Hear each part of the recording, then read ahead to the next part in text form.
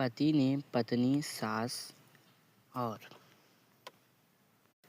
की गला रेत कर हत्या की। बलिया में छत से आधी रात ससुराल में घुसा। 4 साल पहले भागकर की थी शादी। बलिया में शनिवार देर रात पति ने 23 साल की पत्नी और सास की चाकू से गला रेत कर हत्या कर दी। आरोपी ने अपने 3 साल के बेटे को चारपाई से उठाकर फेंक दिया, जिससे बच्चे को चोटें आई। इस बीच बचाव करने आए ससुर पर भी उसने सामने से चाकू से हमला किया। उनकी हालत नाजुक है। पुलिस के मुताबिक आरोपी रात में ससुराल पहुंचा था। उनके घर से कुछ दूरी पर बाइक खड़ा की और छत के रास्ते से घर के अंदर घुसा। वारदात को अंजाम देने के बाद वह मौके से फरार हो गया। पुलिस की शुरुआती जांच में सामने आया कि आरोपी अमित गुप्ता ने 4 साल पहले घर से भागकर प्रीति से लव मैरिज की थी। उस समय प्रीति के पिता इस शादी के खिलाफ थे, क्योंकि अमित शराब पीने का आदी था। हालांकि बाद में परिवार ने दोनों के रिश्ते को स्वीकार कर लिया था।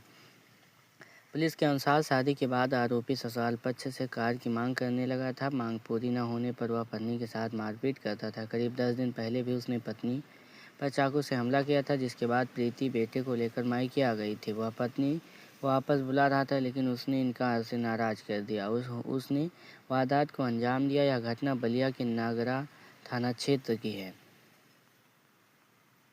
जानिए पूरा मामला। आरोपी जेसीबी ड्राइवर 4 साल पहले मंदिर में की थी शादी। पुलिस के अनुसार जिला मुख्यालय से 40 किलोमीटर दूर बछईपुर गांव है। यहां के रहने वाले पेंटर अत्तू गुप्ता ने 4 साल पहले बेटी प्रीति उर्फ बंटी की शादी सिन्हा चवर निवासी अमित से तय की। अमित 3 भाइयों में सबसे बड़ा है और जेसीबी चलाता है। साली कीर्ति गुप्ता ने बताया, शादी तय करने के बाद पिता को पता चला कि अमित शराब पीता है, इसलिए उन्होंने शादी तोड़ दी। बहन और अमित की फ़ोन पर काफ़ी बात होती थी। बहन उसके बहकाव में आ गई और उसके प्यार करने लगी। वह अमित के साथ भाग गई और गांव के मंदिर में उससे शादी कर ली। हालांकि बाद में परिवार ने दोनों के रिश्ते को स्वीकार कर लिया।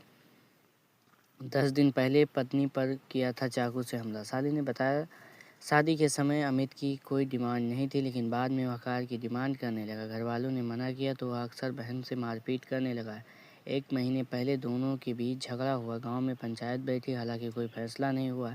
इसके बाद पिता प्रीति को घर ले आए। 15 दिन पहले अमित उसे लेने के लिए आया था। उन्होंने कहा बहन ने जाने से इनकार किया तो वह खुद से को चाकू मारने की धमकी देने लगा। इसके बाद बहन ससुराल गई। जीजा ने बहन को गांव के एक दूसरे घर में रखा। 10 दिन पहले बहन को बहुत बुरी तरह पीटा, चाकू भी मारा था। पता चलने पर 10 दिन पहले पापा बहन को घर ले आए थे, तभी से बहन यहीं है। वह बार बार बुला रहा था, लेकिन बहन नहीं जा रही थी। इसी बात से वह नाराज था। बाइक दूरी पर खड़ा की, पैदल पहुंचा और छत के रास्ते से घर में घुसा। साली कीर्ति गुप्ता ने बताया, अमित शनिवार रात करीब 12:30 हत्या के इरादे से बाइक से हमारे घर पहुंचा। बाइक को घर से कुछ दूरी पर खड़ा कर दिया। दरवाज़ा अंदर से बंद था तो पड़ोसी की दीवार चढ़कर छत के रास्ते से घर में घुस आया। वह बहन के कमरे में गया। वह बेटे के साथ सो रही थी। उसने बेटे को गोद में उठा लिया और भागने की कोशिश की, लेकिन बेटे की नींद खुल गई। वह मम्मी मम्मी चिल्लाने लगा। पत्नी का गला काटा। बेटा रोया तो चारपाई से उठाकर फेंका। साली ने बताया, आवाज़ सुनकर बहन प्रीति भी जाग गई। वह अमित को रोकने का प्रयास करने लगी। इतने में अमित ने बड़ी सी चाकू निकालकर प्रीति का गला काट दिया। बेटे को भी चारपाई से उठाकर फेंक दिया। प्रीति की चीख पुकार सुनकर माँ सुशीला देवी कमरे में पहुंची। अमित ने उन पर भी हमला कर दिया। पहले पेट में चाकू घोंपा, फिर गर्दन के पीछे कई बार चाकू मारे। मैंने उसे पकड़ने की कोशिश तो की, उसने गला दबाकर मुझे मारने की कोशिश की। उन्होंने बताया, मुझे चाकू मारने ही वाला था कि तभी पापा कमरे में आ गए। पापा ने पकड़ने की कोशिश की तो वह उन पर टूट पड़ा। पहले कंधे पर चाकू मारा, फिर पेट में कई बार किया।